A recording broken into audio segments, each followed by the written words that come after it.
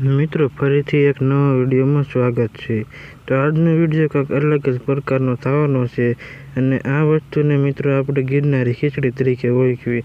સૌથી પહેલાં મિત્રો આપણે ચોખા લઈ લીધા છે અને તેમાં મૈસૂરની દાળ છે, ચણાની દાળ છે અને મગની દાળ છે। મિત્રો વઘાર માટે ડુંગળી અને આપણે લીલી સોળી લીધી છે અને ત્યાર પછી બટેટા છે, ત્યાર પછી લીલા મરચાં છે અને રીંગણા છે અને આદુ અને સૂકલ મરચું છે વઘાર કરવાનો છે। સૌથી પહેલાં મિત્રો તે વસ્તુને કુકરની મદદથી બાફી લીધી છે।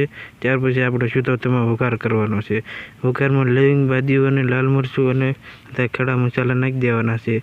ત્યાર પછી રાઈ અને વઘારને નાખીને સીધી ડુંગળી નાખીને તેને થોડી વાર માટે પાકવા માટે મૂકી દેવી।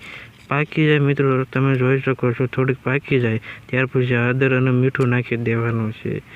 તમે જોઈ શકો છો મિત્રો તે થોડુંક પાકી જાય ત્યાર પછી મિત્રો આપણે બટેટા નાખી દેવાના છે। તે નાખ્યા પછી થોડી એવી ખાંડ નાખીને પછી આપણે તેમાં લીલી સોળી એડ કરી દેવાની છે। તે નખાઈ જાય ત્યાર પછી આપણે તેમાં લીલા મરચાં પણ સાથે સાથે નાખી દેવાના છે। સૌથી પહેલાં ડુંગળી નાખી હતી અને બટેટા પહેલાં નાખ્યા હતા, કારણ કે એ વસ્તુ કાચી ન રહે મિત્રો। આમાં કાચું કાંઈ નહીં રહેવા દેવાનું, વઘારને સારી રીતનો પાકવા દેવાનો। ત્યાર પછી મિત્રો તેમાં આપણે લીલું ખાંડેલું લસણ લીધું છે, તેમાં મરચું નાખી દીધું હતું, તેને ખાંડી લીધું છે। તેને થોડીક વાર બધું પાકી જાય અને ગળી જાય ત્યાર પછી તેમાં પાણી નાખી દેવાનું છે। આપણે ખીચડીમાં રસો સારો રાખવાનો। ત્યાર પછી મિત્રો તેમાં લીંબુનો રસ અને ખાંડને ધાણા જીરું જેવા ગરમ મસાલો બધું એડ કરી દેવાનું છે। તમે જોઈ શકો છો ઉભારો પણ આવી જશે।